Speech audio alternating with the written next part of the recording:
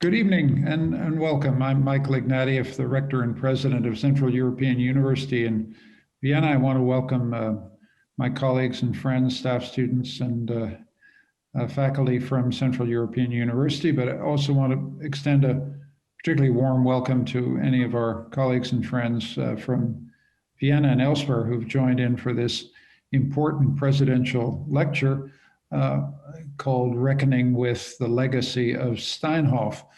In a moment, you're going to hear from Edith Sheffer from Berkeley and Paul Weindling from Oxford Brookes. But first, just a few words about this project, the Reckoning with Steinhof. As some of you know, CEU is going to move into 1/3 of the Steinhof site in 2025. We're incredibly excited by this opportunity because Steinhof is such a wonderful site for a university campus. And we want to be good neighbors and good friends of all the people in the area and make sure that the campus is always open to everybody in the local community. And we want to respect the architectural heritage of Otto Wagner, this visionary ideal of a humane environment in which people with psychiatric and mental problems could become reunited to themselves in a humane and a healing atmosphere. We think we're going to come up with an incredibly exciting design that respects Wagner's extraordinary achievement, preserves everything about the site that is of historical importance, and then puts it to humane and positive use as a university. So we want to pay homage to the bright side of the Steinhof legacy, but let's be honest, we also have to deal with the darker side.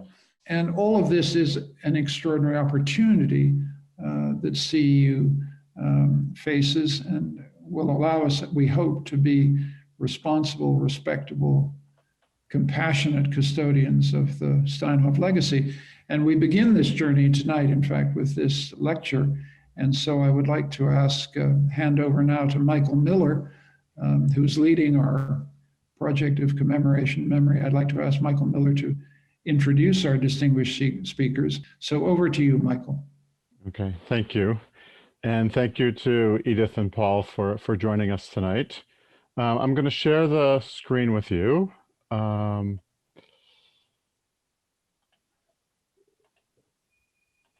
Okay. So first of all, it is my honor to introduce the two speakers tonight, but I've actually decided that I'm going to introduce three people this evening, and you'll see in a minute who that third person is. The first two speakers in Viennese circles probably need very little introduction in the history of medicine and the history of Steinhof, but I will introduce them nonetheless. Edith Sheffer, who is our presenter this evening, is Senior Fellow at the Institute of European Studies at the University of California, Berkeley, a prize-winning historian, an acclaimed book that deals with the origins of the Iron Curtain and the Berlin Wall. This is a work called Burn Bridge that appeared Oxford University Press in 2011, which sort of challenges our understanding of how this wall came into being and places an emphasis on the American and also the local role in the building of the Iron Curtain. But we're here tonight, or Edith is here tonight, really to talk about her prize-winning book, Asperger's Children, The Origins of Autism in Nazi Vienna, which was published in 2018 and has already gone through a number of editions. And this is really a path-breaking work that looks at the origins of autism, or what was known as autistic psychopathy, within the context of Nazi Vienna, and looks in particular at the role of Hans Asperger in the development of this diagnosis. But this isn't just a work of medical history. This is a work of social history, cultural history, and to some extent, it is an indictment of Nazi eugenics and the complicity of individuals like Hans Asperger's, who we'll see, his reputation is a little bit, it's a very complicated reputation at this point, and thanks to the work by Edith Sheffer and some others.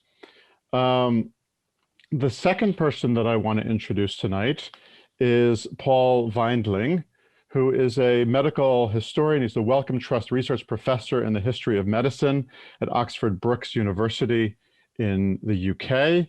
And as you can see from 4 of his many publications that I've put on the screen, he has worked extensively with Nazi eugenics, with medical history, with bringing to justice of some of the medical war criminals. He's also focused a lot on the experience of the victims and the survivors, and has been doing a lot of work lately to try to document the victims.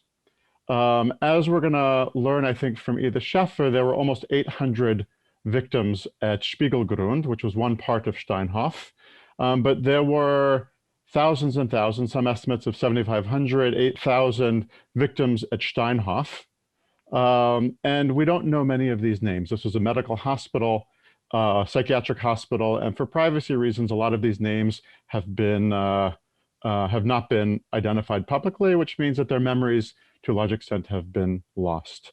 And it's a real great honor to have Edith Sheffer and Paul Weindling with us tonight. But as I said, I'm also going to introduce a third person. And this third person that I want to introduce is someone named Johann Mitterrecker, someone that nobody here has probably heard of, an Austrian citizen who was born in 1932. And he was admitted to Spiegelgrund, which was part of the Steinhof Psychiatric Clinic. And this is where some of the worst atrocities took place in the early 1940s. He was transferred to the Spiegelgrund Clinic from another psychiatric clinic just outside of Vienna, which has also grappled with its past as a site of Nazi atrocities. This is the Maria Guging Psychiatric Clinic. And this is where another university, the Institute for Science and Technology, is located today. So CEU is actually in a similar situation in grappling with this dark past. As we know from Waltraud Heupel's work on the murdered children of Spiegelgrund, he was admitted, Johann Mitterrecker was admitted in 1942. And you can see Heinrich Gross's examination. Heinrich Gross is someone who Edith Sheffer deals with extensively in her book. This is essentially a war criminal who never actually saw justice. And you can see that he has a diagnosis of young Johann Mitterrecker, which we might identify today as autism. This is a child who has difficulty with social adjustment. But what's more important is that a couple of months later, about a little more than half a year later, we have another document that was uncovered by Waltraud Heupel, and this is the result of the Sippenforschung. Sippenforschung is a German word that can't really be translated into English. It's the racial ancestry or genealogical research in which it is declared that he has a hereditary blemish or taint. His mother was a bad student. He has a brother who was diagnosed with medium degree congenital idiocy, who died in an unknown institution, and his father is a drinker or an alcoholic. And what we can see here is that a couple days later, after the results of the Sippenforschung arrive, Johann Mitterrecker catches pneumonia. And as we know from Edith Sheffer's work, when the medical record says that he caught pneumonia, it actually means that he was given a high dose of phenylbarbiturate, which actually led to his death 5 days later. And at 10 and a quarter years old, he died at Steinhof, our future home. And the reason that I selected Johann Mitterrecker from amongst the 700 to 800 victims here, because if you look at the date of his death, it was exactly 78 years ago today. So today we are welcoming the wisdom and the thoughtful words of Edith Sheffer and Paul Weindling, but we're also remembering one of the victims of Spiegelgrund, our future home. And I would like to invite Edith Sheffer to take the floor. Thank you very much for the introduction and the remembrance. I think that's why we're here today, to give witness to what happened And it's truly an honor to be here to speak with you. So I do think it's important to recognize the positive side of the legacy. I'm here, of course, to talk about the difficulties of the past, but the Steinhof grounds were opened in 1907 as one of Europe's grandest Art Nouveau complexes. And so this was to be a modern progressive sanatorium that attracted Europe's well-to-do. Care at the Steinhof Institute, however, changed over time, and as we know, had this chilling history during the Nazi period between 1940 and 1945. And so in reckoning with this legacy, I see my aim today is just to bear witness and to describe the lives and deaths of the Steinhof victims, to convey their experiences and to give them a voice. And I'll even be playing some survivor testimony that we are very fortunate to have. I want to warn you up front that the material I will be presenting is extremely disturbing as I describe their mistreatment and murder. So first and foremost, we can go to the next slide. The Nazi regime sought to create a racially and spiritually uniform national community. There were two sides to Nazi eugenics: cultivating people deemed desirable and eliminating people deemed undesirable, who were considered inferior. This resulted in the Holocaust, the murder of 6 million Jews, as well as this lesser known extermination program that killed children and adults considered to be disabled. And these individuals were seen to be first a threat to the gene pool of the folk and a financial drain on the state. The caption here calls this life without hope. In the 1930s, the Reich first began to forcibly sterilize those called the hereditary ill. And this was a constantly expanding category that included conditions such as schizophrenia, epilepsy, deafness, blindness, and nebulous labels of imbecility. Over 400,000 people were forcibly sterilized. Then in the summer of 1939, the regime decided to put an end to the lives of children born with such perceived defects. Child killing was the Reich's first program of mass murder. And unlike other forms of Nazi extermination, it was to become a perfectly legal, permanent feature of Nazi healthcare. And so whereas the Nazi murder of other populations became rushed and indiscriminate, child killing was to be based on individualized and purportedly scientific medical records. The regime called this euthanasia, but that label is incorrect. These children were seldom on the brink of death, nor were they terminally ill. The vast majority were physically healthy and could have led full lives. They were just deemed unfit for the folk, from having Down syndrome to juvenile delinquency. So in all, it's unknown exactly how many children perished in this program, something between 5,000 and 10,000. Infants, children, and adolescents were killed in more than 30 locations in the Reich. Then in October 1939, the regime began killing adults considered to be disabled. And unlike the child killings, the T4 program, as it was called, involved mass selections and wholesale deportations from asylums and hospitals to 6 major killing centers in the Reich, in addition to using drugs and starvation. As the T4 program expanded, it devised the Reich's first gas chambers, which you can see here at the bottom. Over 250,000 adults were killed. Here we are at Steinhof, which was an important node in the euthanasia program. And as Michael Miller said, between 1940 and 1945, over 7,500 Steinhof patients were killed. They died through starvation and maltreatment at Steinhof itself, or were deported en masse to the gas chambers at Hartheim Castle near Linz. And on the right side of the screen, you can see the human ash that's streaming out of Hartheim's crematorium. So many, many ordinary people knew that patients were being killed. A crowd actually gathered to protest in front of Steinhof in October 1940 that was dispersed only with the police and SS. Then around 200 relatives of Steinhof patients met secretly to coordinate a letter writing campaign to Berlin, which was again broken up by the police.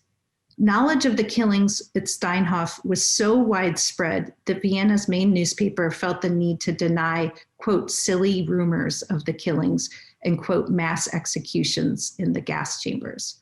But the extermination continued. The mass murder of adult patients at Steinhof cleared the way, literally, for the killing of children. In the summer of 1940, Steinhof deported 3,200 patients to the gas chambers, freeing up space. A children's institution, Spiegelgrund, was established in the 9 pavilions on the left side of this image, with a capacity of 640 beds. Youths were killed in Pavilion 15, which I've underlined in red, while children under observation in Pavilion 17 might be easily marked for death. So here you can see the projected campus map for Central European University in dark blue, which encompasses the entire Spiegelgrund complex. And so I'll spend the remainder of my talk focusing on the experiences of the children there. Although, as has been noted, the story of Spiegelgrund is far better documented than the experiences of adults at Steinhof. And I think this is an important direction for future focus, perhaps, at the university. So Spiegelgrund was a major site of child euthanasia. It was the second largest in the Reich, where at least 789 children perished. And in contrast to our mechanized images of the Holocaust, child murder was intimate killing, done by the very doctors and nurses, especially women, who cared for their ward's daily needs. They knew the children's names, they fed them, they changed their sheets. And the killings were typically done in the children's own beds. Death came slowly as doctors and nurses issued barbiturate overdoses through injections or cocoa powder that the children ate. Youths would suffer weight loss, fever, and susceptibility to infections that then resulted in pneumonia. But children also perished from malnourishment, maltreatment, and medical experiments. So I think it's important to understand just how deeply the program of child killing reached into Vienna's medical community. There was a vast network of doctors who sent children to Spiegelgrund, who they were deemed ineducable. So the book that I wrote was about the complicity of Dr. Hans Asperger, who is famed for developing the autism diagnosis at the University of Vienna Children's Hospital. So Asperger's clinic transferred children, as other doctors did, with a wide range of characteristics. Here's 2.5-year-old Hertha Schreiber. She was the youngest of 9 children, severely disabled by meningitis and diphtheria. Asperger concluded that her, quote, accommodation in Spiegelgrund is absolutely necessary. Hertha's mother reportedly told the presiding doctor at Spiegelgrund, quote, if the child could not be helped, perhaps it would be better if she should die, as she would have nothing in this world anyway. Hertha did die 2 months after Asperger's transfer.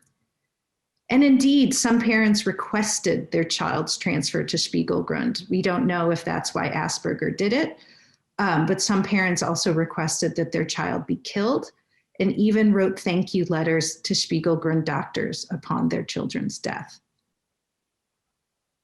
Asperger also recommended the transfer of 5-year-old Elisabeth Schreiber to Spiegelgrund. One nurse wrote in a daily report that Elisabeth could speak only a single word, mama, and that, quote, she has a friendly nature, is very affectionate and flattering with caregivers. If she is treated strictly, she will cry and hug the nurse. Elisabeth was killed 4 months after she was admitted. Asperger's clinic also transferred these 2 girls, who they were considered asocial. They were marked for juvenile delinquency, running away from home, supposedly unable to become productive citizens. They shirked on the job, etc. Asperger's clinic said that Margareta Sheffer did not, quote, participate at all in the community of children, and her facial expression was remarkably empty. Elfriede Grohmann was supposedly oblivious to the effect of her entire behavior on others. Elfriede already had a sense of foreboding before her transfer to Spiegelgrund. She wrote to her mother, quote, I do not know if we'll see each other again because I don't know if I won't die on this trip. Thankfully, however, there is no record of the girls' deaths. So you can see there was a range of children sent to Spiegelgrund by Vienna's doctors. And so although this was supposed to be a scientific selection, only 1 in 3 youths killed at Spiegelgrund, 1 in 3 was diagnosed with a medical condition. The majority of victims, 3 in 5, had diagnoses of things like imbecility or idiocy, and 10% of children had no medical diagnosis at all. Unlike the Holocaust, we do not have many firsthand accounts from children who survived, which is one of the reasons I think the program has gotten less attention. We are very lucky, and has been mentioned, Austrian researchers have done a phenomenal amount of work on Spiegelgrund already and really led the way.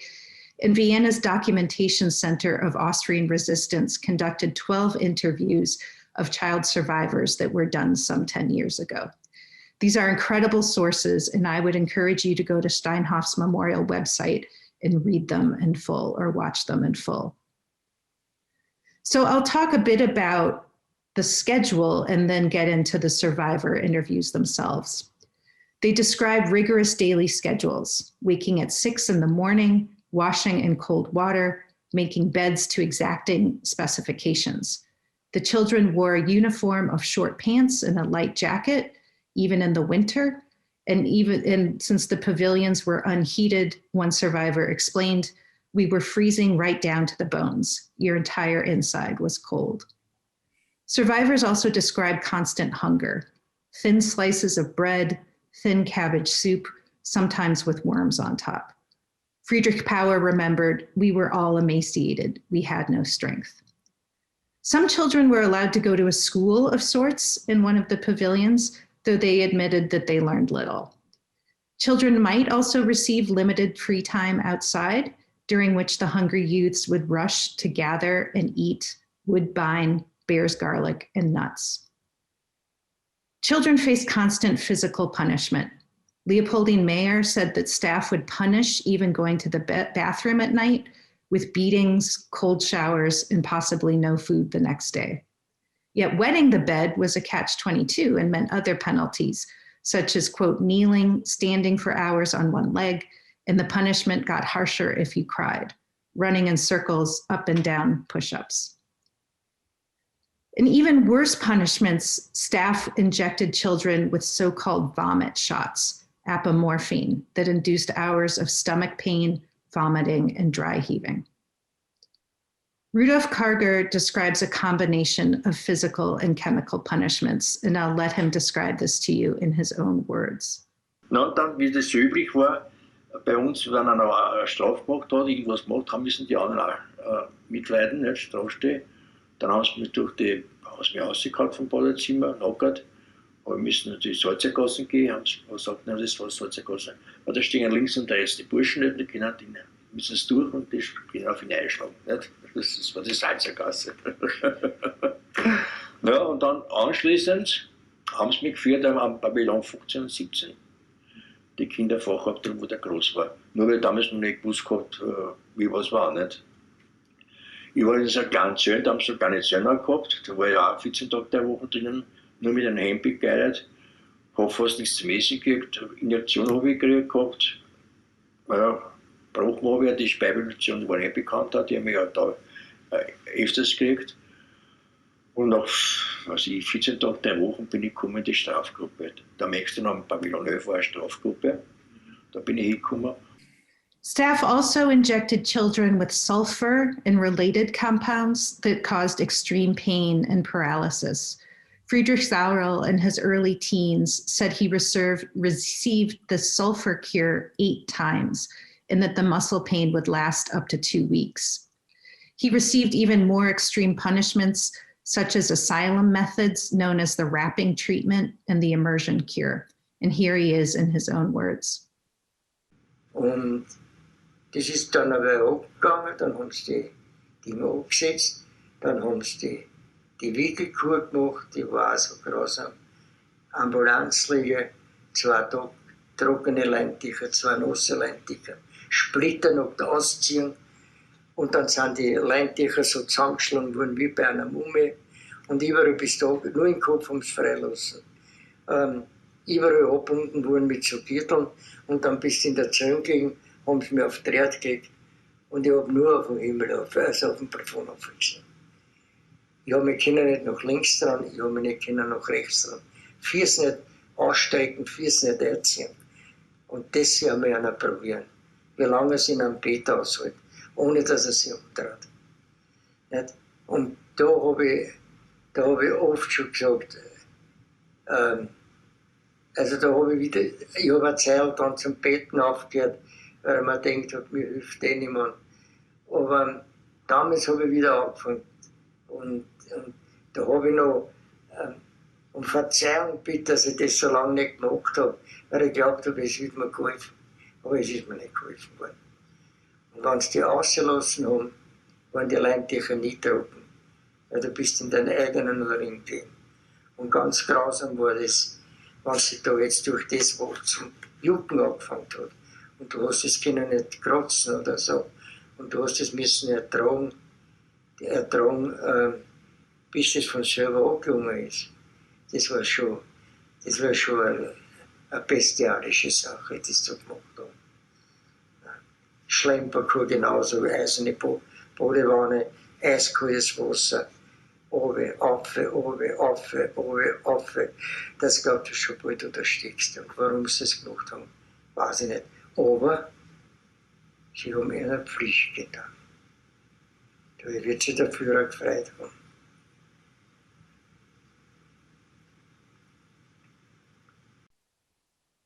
Then there were the children who were killed. Karl Jakubek describes his surreal experience in Pavilion 15, the death pavilion, when he was 5 and 6 years old, as he received sedative shots and watched the children around him die. Die mit einer Spritzenrotate, da war ich mich gut erinnern noch, also da habe ich ein paar angefasst, dann bis 3 Tage halbert hingewiesen, das war da also ein richtiger Versuchskaninchen, da muss immer so Spritzen geben. Oder wenn man vielleicht zu wickelig war, wie halt ein Kind ist, mache ich Tag ein bisschen lebhaft oder so, wenn wer schreit oder was, oder durch Schmerzen oder was irgendwas. Dann hat man halt ganz einfach mit so Beruhigungsspritzen Wurzel gespritzt haben, das war denen eigentlich wurscht, hat gesagt, die haben was gespritzt und hat gesagt, das war wieder für eine Ruhe. Und dann ist halt dann uns elends weggegangen. Und da sind halt einige dann halt drauf gestorben. Und da muss ich schon sagen, also da, das ist schon. Ja.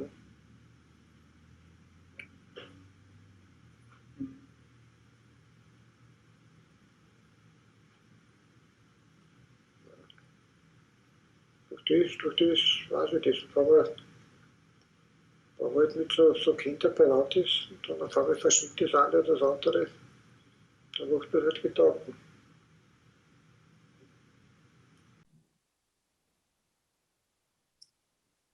Children in other pavilions also lived in fear of death. Alois Kaufmann remembered in his memoir, "I didn't dare say a word because I had heard that those who complained would be taken away and so on. There were rumors." Children were also terrified by regular selections. Even if they weren't in the death pavilions, doctors would come around and take children from other pavilions. He remembered every 2 to 3 weeks when Spiegelgrund Dr. Heinrich Gross visited his pavilion, he, quote, came up and pointed at some of us. He said, you, and you. The first children they selected were the bedwetters or the hair lips or the slow thinkers. We dare not ask where they were taken. We never saw them again. Survivors described being terrified seeing workers push hand carts across the ground that carried children's corpses. In this memoir, Johann Gross remembered seeing, quote, "In the small wagon, nothing but dead little children. They lay crisscrossed like dolls who had been thrown away, their limbs twisted unnaturally. Most of the small bodies had a very peculiar color. It was kind of green-blue, or red-green-blue. When the children reacted, the nurse yelled out, 'Silence up front, or maybe one of you wants to ride with them.'" Spiegelgrund youths also fell victim to medical experiments, tuberculosis vaccine tests, and pneumatic encephalopathy that injected air into children's brains. Doctors collected children's body parts for research. You can see here, most notorious, Dr. Heinrich Gross jarred the brains of over 400 children that he used in his medical publications through the 1980s. For the children who survived Spiegelgrund, the horrors lived on long after the Third Reich, bringing lasting, crippling trauma. Here is Rudolf Karger, who was sent to Spiegelgrund at age 11. Also das kann ich auch sagen, ich habe wie das alles gefunden worden ist, meine Sachen da, und ich habe das durchgelesen, das war für mich eine Katastrophe. Ich habe ein Jahr nicht sprechen können. Ich habe mich so umgezogen gehabt, ich habe mir trotzdem Wasser gekriegt, weil ich das nicht verstanden habe, dass man so gemein sein kann, uns dort hinschicken. Das haben sie schon gewusst gehabt, dass ein Spiel und was da los ist, das ist die Vormundschaft. Und die Falschheit, die wir mitgeschrieben haben, und für meine Familie, was gar nicht stimmt. Das hat mich furchtbar, da war ich K.O.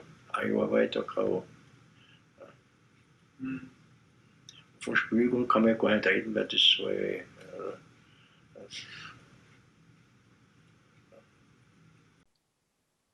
This is a longer clip from Leopoldine Meyer, which I just think is extraordinary. She was at Spiegelgrund when she was 8 and 9 years old. Und immer die Frage bei jedem Menschen, bist du für mich oder bist du gegen mich? Das war immer eine Überlebensfrage. Und das steht mir auch jetzt bei irgendwo, wenn ich mit jemandem Kontakt habe oder so, auf welcher Seite steht er, auf welcher Seite stand er damals. Und hätte dir geholfen, wenn er das gewusst hätte oder hätte er nicht geholfen. Das sind diese Fragen, die immer wieder kommen, die eigentlich nichts bringen. Ich bin auch niemand Böses, man kann da nicht jemandem böse sein. Wenn das Böse so ohne Namen ist, wenn das Böse einfach dazu gehört, wie das Leben dort. Wenn das Böse dort dazu gehört, das war der Alltag und das wurde einfach nie angezweifelt, warum. Das ist nicht richtig, warum machen die das und so ist es und das muss man durchstehen. Wenn ich mich nicht beobachte, ziehe ich beim Gehen immer den Hals ein. Das hätte ich ewig Angst, dass mir jemand in den Nacken schlägt mit einem Stock oder so. Weil dieses Hals immer, auf einer Situation brenzlig wird, beginne ich die Schulter hochzuziehen und den Hals einzuziehen. Um gewappnet zu sein für den ersten Schlag. Auch bei Dingen, wo ein anderer gar nicht erwarten würde, dass es überhaupt einen ersten Schlag gibt.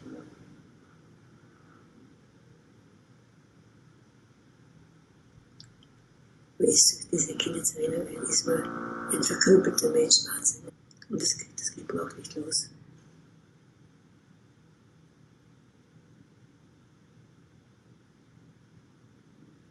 Und ich bin ewig auf der Flucht. Ich habe immer einen Backel zusammengeschnürt mit Speisesachen, mit Nudeln und Reis und Salz und Zucker. Dass wenn es klopft, dass ich plötzlich bereit bin. Ich bin jederzeit bereit zu fliehen. Ich habe immer eine zweite Garnitur, Unterwäsche und Seife und alles Mögliche in diesen Backern drinnen. Also ich kann jederzeit fliehen. Und das habe ich auch nicht abgelegt, die ganzen Jahre.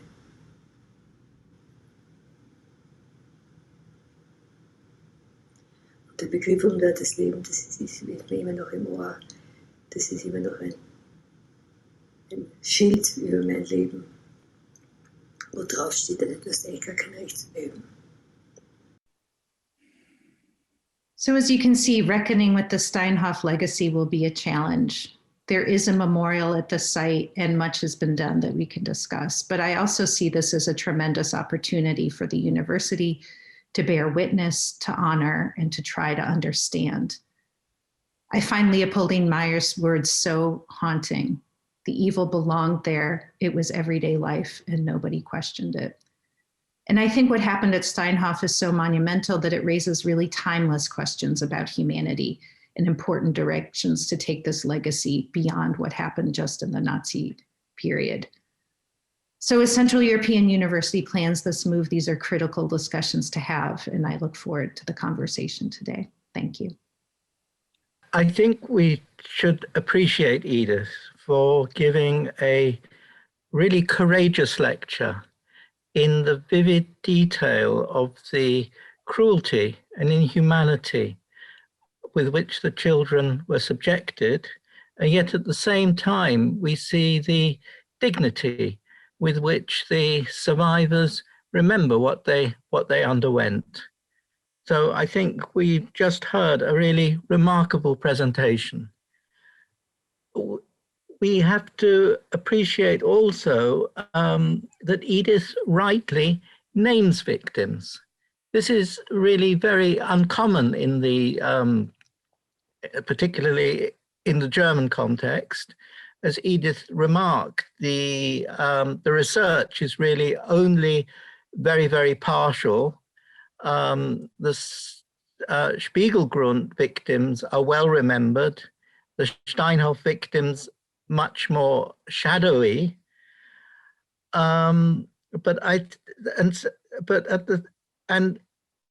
What is also, I think, important is that we know about certain victims precisely because their body parts, their remains have been found in the collection of the Spiegelgrund children. So one example is a group of children who were killed deliberately because they suffered from a rare genetic disorder, Pelizaeus-Merzbacher's disease.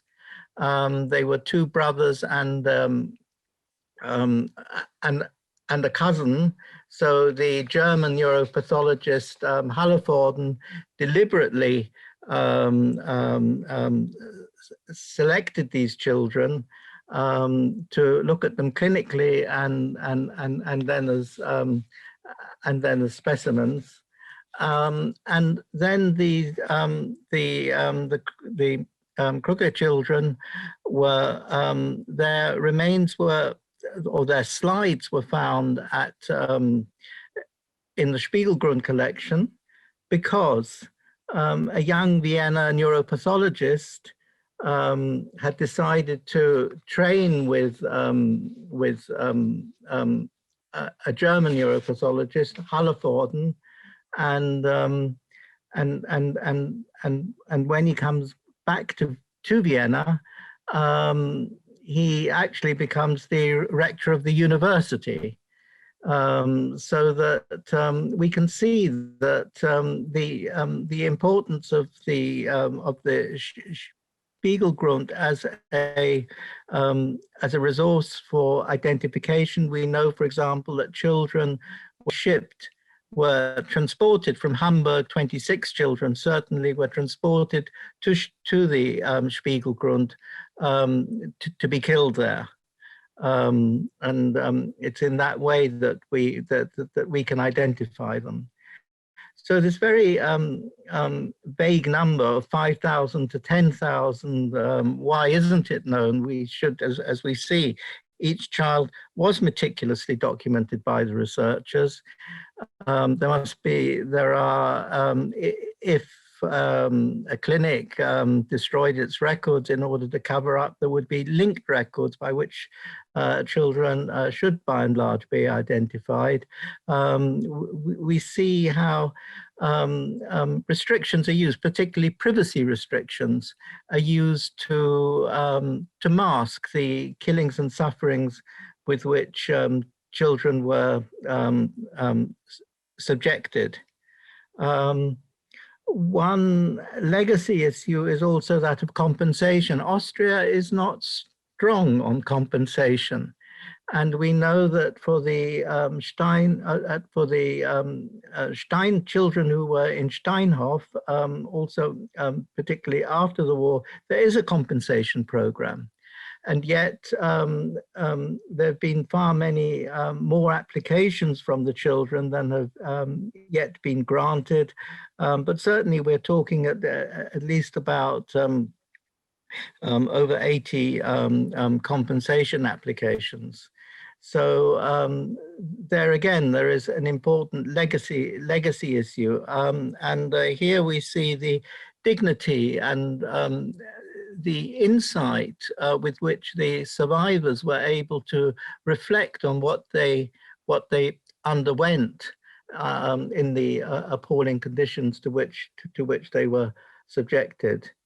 So overall, we find that the Steinhof is and with its Spiegelgrund in the middle, a really remarkable microcosm of mistreatment of patients, of research being done throughout, and then the killing, all in one location. And that is particularly remarkable about the Steinhof, because very often the clinical research and killing are separated, which was the case, for example, in a special research department at of a psychiatrist called Karl Schneider in Heidelberg. There the children were sent off to be killed. But no, this all happens in one location. So it is a very, very intensive area, location of medical atrocity. And I can only congratulate both historians like Edith and also the CEU in being in taking on the responsibility of developing the how can I say, the commemoration of the life histories of the victims, and treating this as really an ongoing responsibility. And I think this is also a very important aspect if one is looking at how to commemorate the victims of such atrocities, because yes, the children have got who were killed have got a marked and named grave at the Zentralfriedhof in Vienna. They have also a memorial light in this remarkable and I think very moving memorial in front of the building. But I think, as Edith shows, the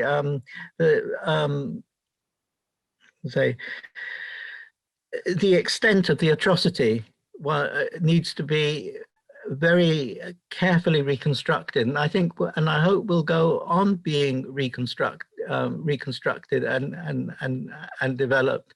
And I think this will set a I can say will be iconic for the CEU's future work in terms of ethical, moral, and commemorative standards. So congratulations to Edith for a really remarkable lecture.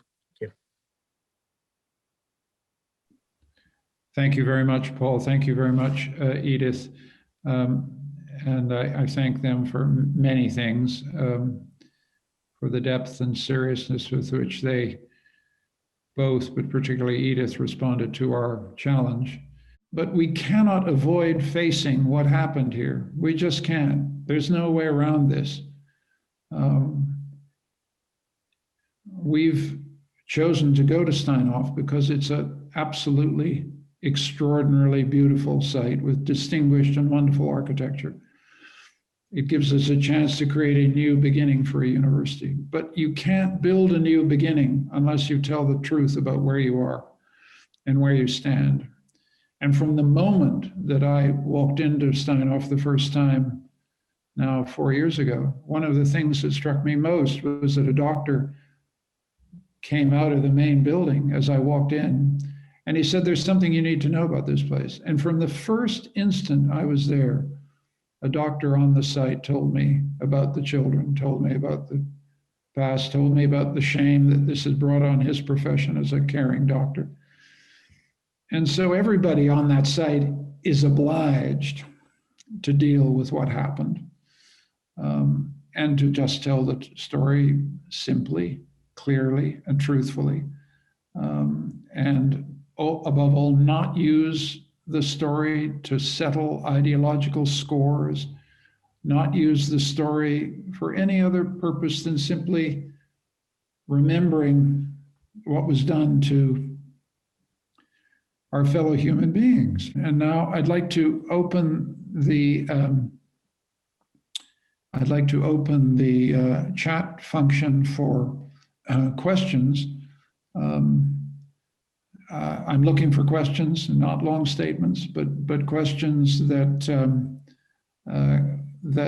we can direct to our specialists so that we can get more precise and more clear about the challenge and the task that we have in front of us. So I will go to the chat window.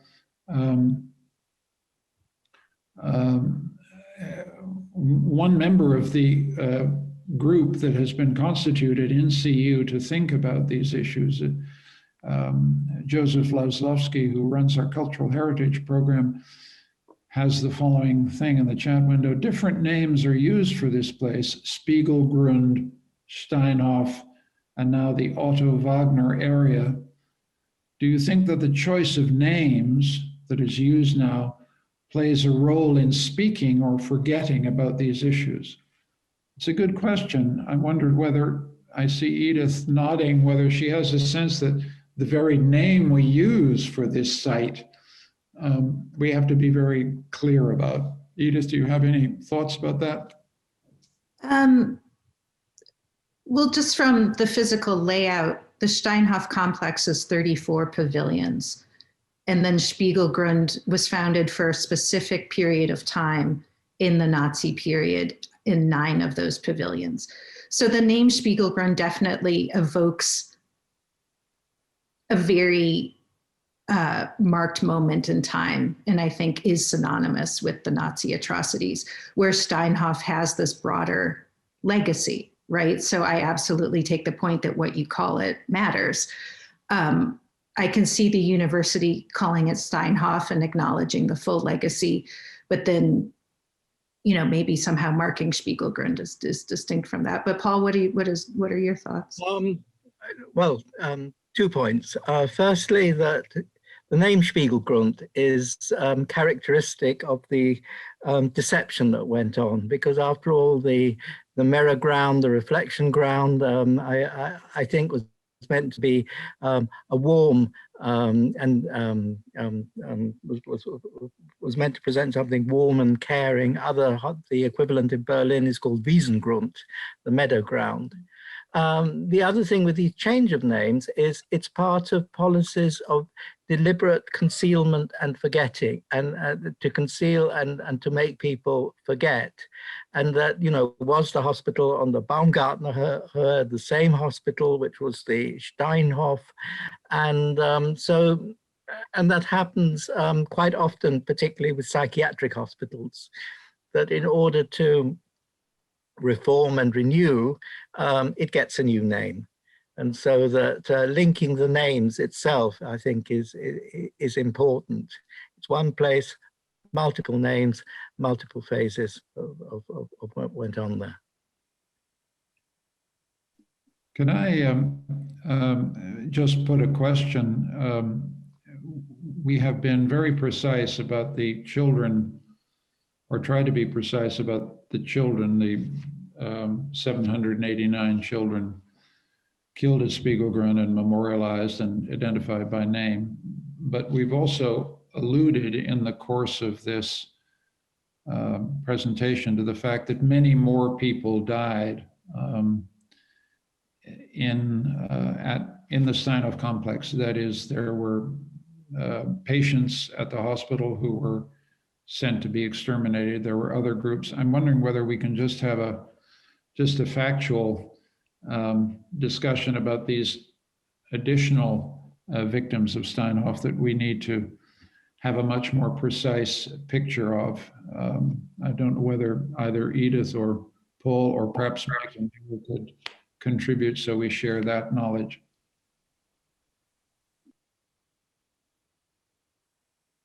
Paul?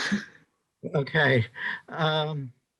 The patients who were killed in T4 in the Schloss Hartheim, the difficulty there is that, well, firstly, there is no publicly accessible listing from Hartheim. Secondly, there was a massive destruction of records at the end of the war.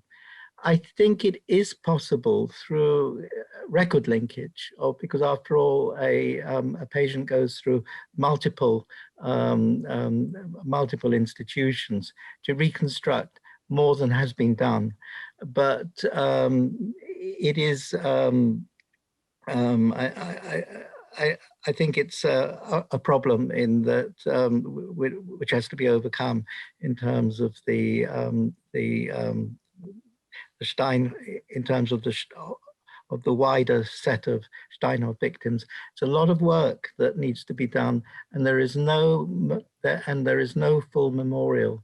In contrast to the Holocaust victims, the Austrians are going to have a wall with every name of the Holocaust victim, but they're not going to have any form of memorial with the names of the, as what we've seen, these victims of Nazi atrocities. Thank you for that, Paul. We have a number of questions that have now appeared in the chat window, and I think we'll just get to those. Lassi Mochi has a question. What happened to those who committed the crimes? Were they held accountable after the war? Lassi Kontler in our history faculty says, thank you for allowing us to hear the voices of the victims, which is all important. But how about the perpetrators? They were also individuals with lives, motivations, and goals, and probably heterogeneous ones. Can you say something about their reckoning of what happened in Steinhof? So 2 questions yoked together about the perpetrators, both whether they were held accountable at the end of the war, and then some insight into their motivations and their characteristics. I'm wondering whether we could go to Edith on that question, and then to Paul, and possibly Michael Miller would add something. Edith? Sure. You know, the questions of perpetrators is something that, you know, has really sunk in with me. And that was what I was trying to understand with my book on Asperger. I saw the role of the talk today was really to focus on the victims. A handful of people were held accountable in the immediate aftermath, the main doctors and nurses who were involved.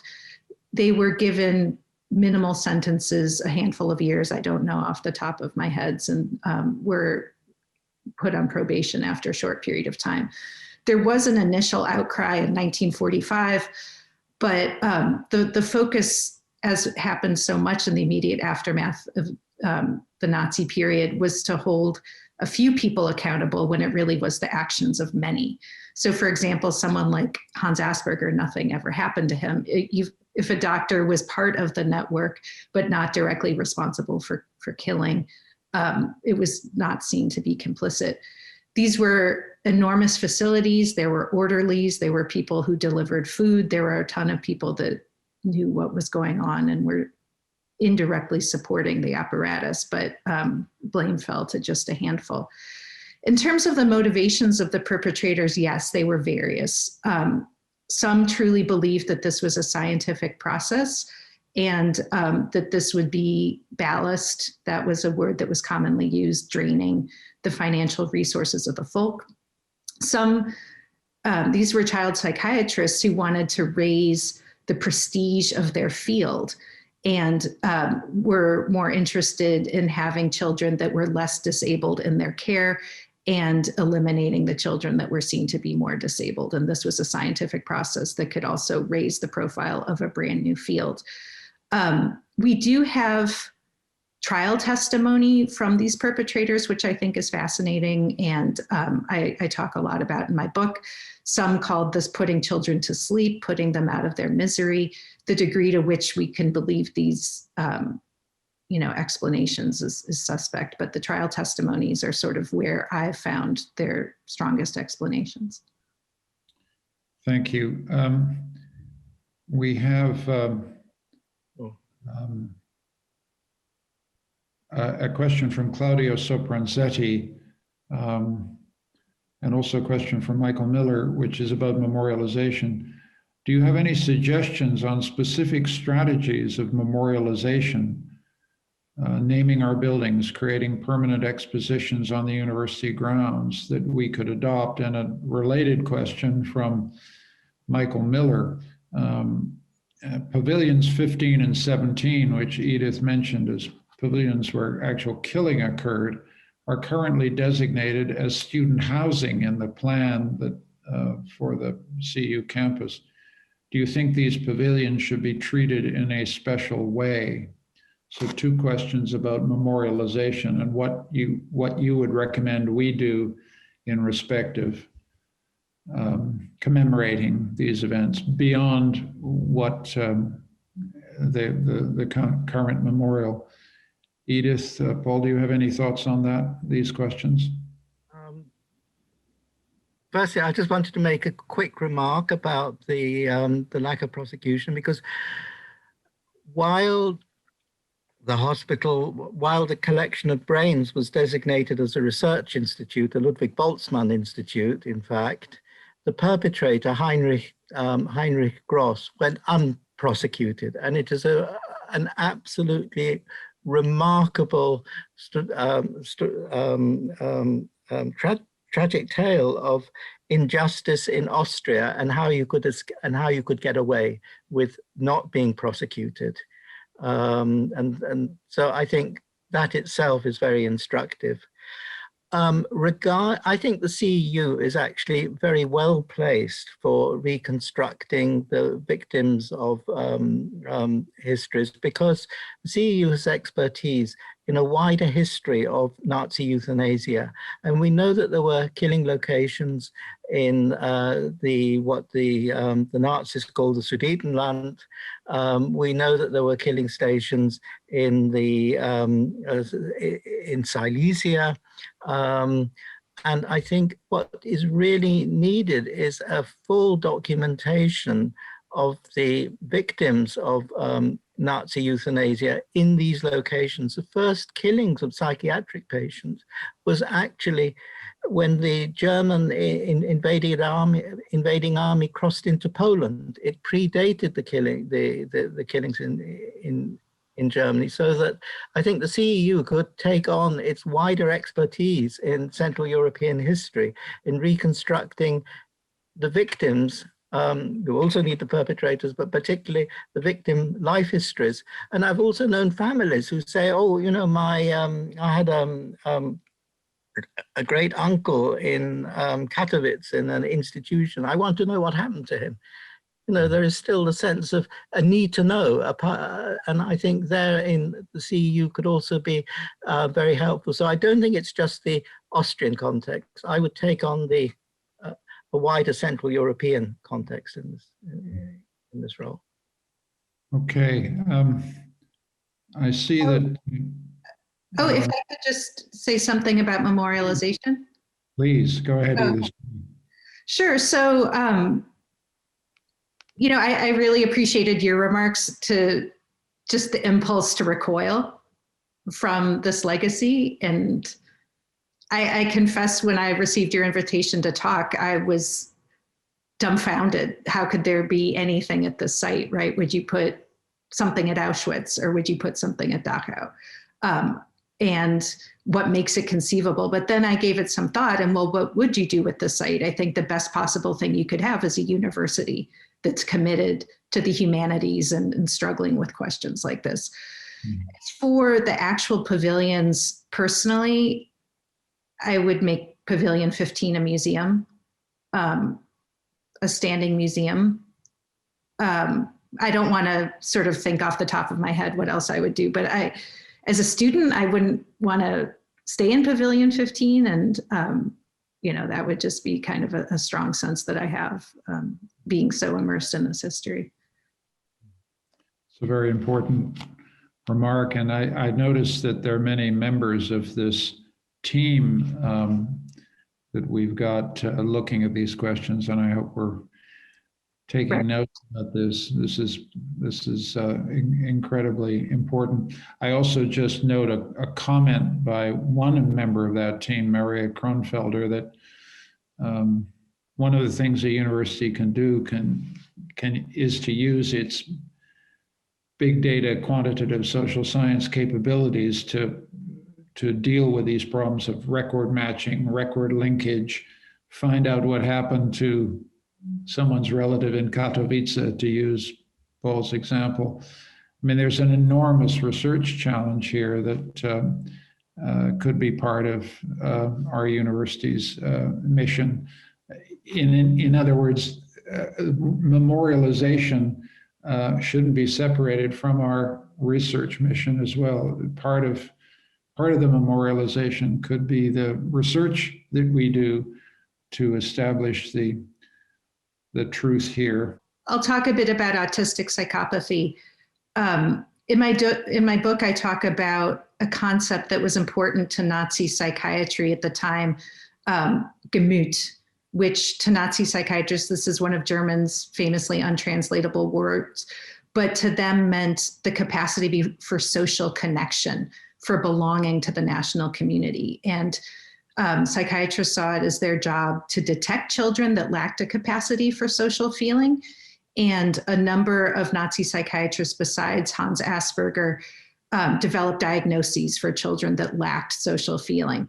And we talked a bit about juvenile delinquency, and there are other words for it, but some of the descriptions that I shared were children that seemed to lack this social feeling. And so they didn't have the diagnosis of autism then. This is something that Asperger developed in 1944 when he published his thesis, but absolutely these were the characteristics of asocial children that were killed at Spiegelgrund. Yeah, I'll leave it at that. Okay. Yeah.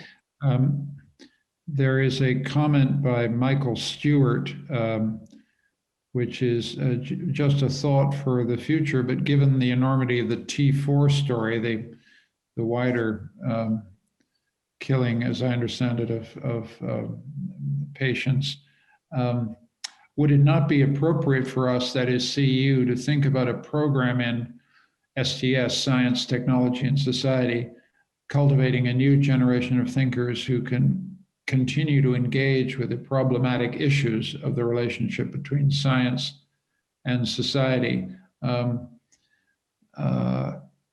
This seems to me a huge area for us.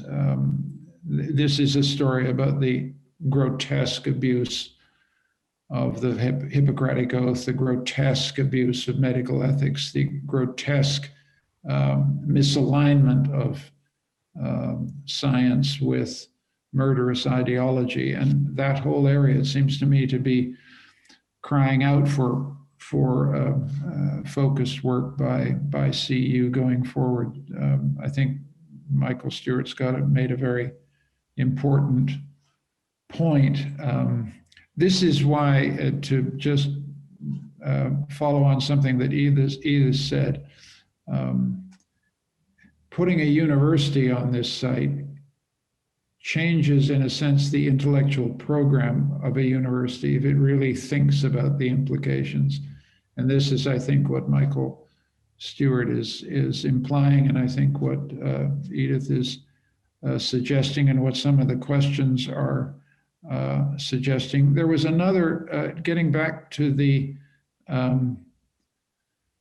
issue of memorialization, there are a couple of questions here, one of them by Claudio Sopranzetti and also by Hadley Rankin,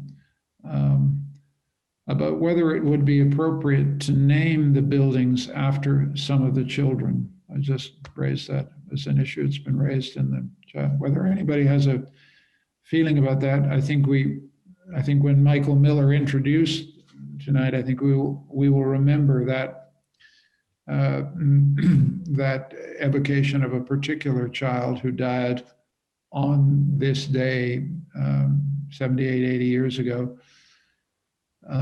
and whether commemoration of an individual child is appropriate here. These are delicate issues involving the privacy of the family, involving complicated issues. I don't know whether either Paul or Edith had any thoughts about the actual business of commemorating the children through the naming of buildings. Edith? So I too was touched by Michael's remembrance, and it actually reminded me, I don't know if your audience is familiar with traditions in, say, Canada or Australia that acknowledges the indigenous peoples that occupied the lands and may have suffered before talks, before classes. It's, you know, a ritual that's meant to remember. And I don't know if that's something that you would want to introduce. It was just a thought that I thought it was a beautiful, you wouldn't want it to become canned or routine, but I think the way Michael did it was just a really beautiful way of remembrance. I would need to do some thinking in terms of naming buildings. How do you choose one child over another child to, you know, but I do think it's important that, you know, obviously the memorial be thought through. If I could go back to the previous discussion, I think what's fascinating and what the university can really parse apart is the difference between child and adult euthanasia. So the child euthanasia was meant to be, as I said, legal and permanent and scientific. And the adult euthanasia was really meant to clear out beds, and it was indiscriminate and it was mass murder. And so I think the questions of science and medical ethics are really quite different between the two programs. The child euthanasia was nothing to be hidden. It was something that doctors, in fact, felt was part of their medical calling. Edith, just to follow directly on that, could you explain to a baffled listener how that distinction could make any sense? What is the mental world in which the euthanasia of children could be regarded as scientifically required or humanely required? Well, so these children, if you don't mind me channeling, were abominations of nature. They were not born the way they were supposed to be born. They were defective. And they would not become productive citizens. And they would become a drain on the state. And what use are they? What benefit do they bring? And in Nazi medicine, it's the utility of the folk over the rights of the individual. So medicine was meant to upbreed the national community and not treat the individual. And so ridding the state of these useless eaters, they were also called that at a time of war, was necessary. And putting them out of their misery, that was something I've looked at parents' letters and I've looked at doctors' letters that talk about putting these children out of their misery. They're being put to sleep. It's a release for the family. A lot of the parents that wanted their children to be rid of, you know, the husband would be off in war. They'd have, you know, a lot of children to deal with at home. A disabled child is a burden in a time of war. So yeah, again, it's hard for us to understand from this modern viewpoint, but many shared this mentality. And it was not something to be ashamed of to think that way. Paul? You know, yeah, I think of the adult euthanasia victims, roughly 5% were used by elite German institutes for research of the brains. And also brains of other groups, for example, Polish Jews, their brains were taken massively by the brain researcher Hallervorden from Warsaw to Berlin in 1940. And in 2019, I found a couple of these brains in a neurological institute in Frankfurt, where the brains are in the show collection of two of the Polish Jewish brains. So there is a real need to continue the research on what happened to the specimens. So the specimens which were grouped by Heinrich Gross and were on your site, there were also equivalents in Germany. And the other point that's really important is that concerns privacy, because I think one needs to be, as I think Edith has been, completely victim-centered. The victim has primacy, and once one looks at the victim as the has the victim as a central focus, then that opens up the reconstruction of the victim's life and what happened to the victim as specimen. Once you take on board privacy, I'm afraid everything closes down and its privacy becomes perpetrator protection. And that's the tragedy of why the victims of euthanasia are very often not named, in contrast to today. So I think one has to be really careful about I'm going to say, I think in the context of the Holocaust, in the context of Nazi medical atrocities, I think privacy stops, victim naming should be is the key to open all doors. Mhm. So you're in favor of a complete inventory that names. Yes, absolutely. Absolutely. And look, children, how can children, you're talking about the families, okay, they won't be the descendants, the direct descendants in any case. I mean, it's a ridiculous thing. And we know also that some children were abandoned by their parents at Spiegelgrund, that the parents were great, it is the chilling aspect of it. So that I think you need to boldly go and look and be completely victim-centered and what happened to the victims. And that takes one, in terms of the victim body parts and specimens, right through post-war German and Austrian medical research until virtually today, because it's still an ongoing issue, particularly in the Federal Republic of Germany.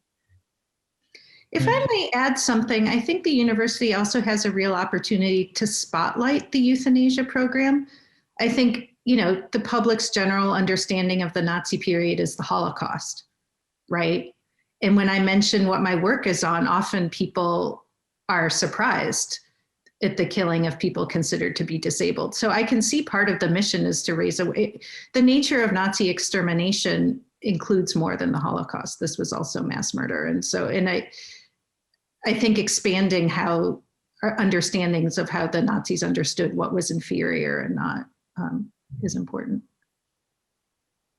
Yes, as we've thought about this, it's become apparent that the challenge of this site also involves thinking about disability, thinking about differential ability and mental capacity, all of the ways in which we think about human beings are in place here. If you have an ideology that talks about life unworthy of life, then our subject is nothing other than the respect we owe all forms of life. And this is at the center of immensely difficult issues in medical ethics. And I see that Judith Sandor has made the point that the ethics of science should be included in the curriculum, built into the curriculum of our university in a way that it might not have been had we not had this legacy. Folks, we're coming down to the back end of this event. It will close very shortly, and I just wanted to make sure that three people had a final word here. Paul Weindling, Edith, but also Michael Miller. So I'd like to, perhaps I go to Michael Miller first. Would you, you're leading our effort in this area, and perhaps you'd have a minute or two just to reflect back what you've learned from the last extraordinary. First of all, thank you. I also share the rector's sentiments that when I first found out what happened at Steinhof, I wanted to recoil. It's actually, I read your book, Edith, over the last week, and it's a book that I ordinarily probably could have read in one sitting, but it took me 7 or 8 sittings to read it because it's a very difficult book to read. And I think that's actually somehow represents the process that we're going through, is that this is a very, very difficult process. I spoke to an Austrian colleague today and I said, of course you know about Steinhof, you're Austrian. And the response was, no, I actually had never heard of Steinhof. So there are certain assumptions that we have that Austrians know about this place, but we don't. But the truth is, even Austrians don't know about it. And we have, I think, a moral obligation. And I think a lot of, this is exactly what we're trying to do with these lectures, is I've copied all of the comments in the chat, because these comments are really, I think, what we're going to build on when we put together a proposal for Steinhof and what our obligations are there as a university, but also as human beings. And I just want to make one final comment, is that Edith is exactly what I had in mind when I introduced the third person at the beginning of today's talk, as I had in mind these Australian customs of acknowledging the bloodied soil that Australia was built upon, and we have to acknowledge somehow the bloodied soil that our future CU campus is going to be built upon. And I think that the best way to acknowledge this is not only to document it, but also to look at some of these proposals for commemoration, memorialization, and especially certain kinds of curricular changes that we want to make to really build upon this tragedy. Thank you, Michael, and thank you for your work, and thank you to the whole group that many of you are part of. Thank you for the work you're doing on behalf of the university. A brief concluding comment from Paul, and then I'll leave Edith with the last word. Paul. Oh, I think the CEU should be commended for being really courageous in taking the issue of commemoration on. It is not as easy as you might think, because once you go into the victims, you will find names of victims from Spiegelgrund being, for example, at the T4 Memorial, there is a Spiegelgrund victim there in Berlin by the Philharmonie, the main concert, Clara Barra. Her name is blacked out, always blacked out. And I think what you can really change the whole culture of the acknowledgement of the, of making the, to commemorate the victims, but also to commemorate them in such a constructive way that it changes practices of today and in the future. I think it's really necessary across the whole of Europe and the wider world regarding disability. So it's great that you're doing this. Thank you. Last word, last thoughts, Edith. Sure. I want to echo the sentiments. This, is commendable and an important opportunity. It occurs to me as we're talking about a real push to name and define the victims, I would actually rush to try and find as many survivors as possible, if you can. The interviews I showed were about 10 years old. I would imagine there are still survivors out there that can tell their stories. I could see a real program to just, even the children of survivors might have documents or might have stories to share. And I think, one problem with these remembrances is that they're in the doctor's words, right? And to have the words of the victims themselves is so different, right? Than it's almost re-victimizing the victims to describe them in the words of the doctors. So I could see a real push, whether it's done by the university or funded by an outside, source to do, what's been done with Holocaust survivors before, it's too late. I think on that extremely constructive note, I hope we're making note of that. I think we were all stunned by the power of these taped recollections that you played tonight, Edith, and I think we owe it to ourselves to find out whether we can find some more and as quickly as possible. And to give them voice, right? I mean, that's the whole, yeah. Indeed. This brings this presidential lecture to a conclusion. I want to thank Edith Sheffer and Paul Weindling and Michael Miller, but particularly Edith for an extraordinary act of emotional grace and intellectual power. And it has helped us to start a very important journey for this university that will change us, and I hope changes for the better, and allow us to remember, not only to remember, but hopefully to overcome and grow, which is what you do with memory. You seek to overcome and grow. So we shall. And again, thank you all tonight for coming. I'm particularly gratified by the size of the crowd, the care and attention I could tell on everybody's face as you listen to this discussion. I should let you know that we will have another presentation in this series in April with a very distinguished Austrian specialist who will bring his historical knowledge to this subject. So we will be sending you a notification of that at the time. But again, Edith, Sheffer, Paul Weindling, thank you so much. Good night.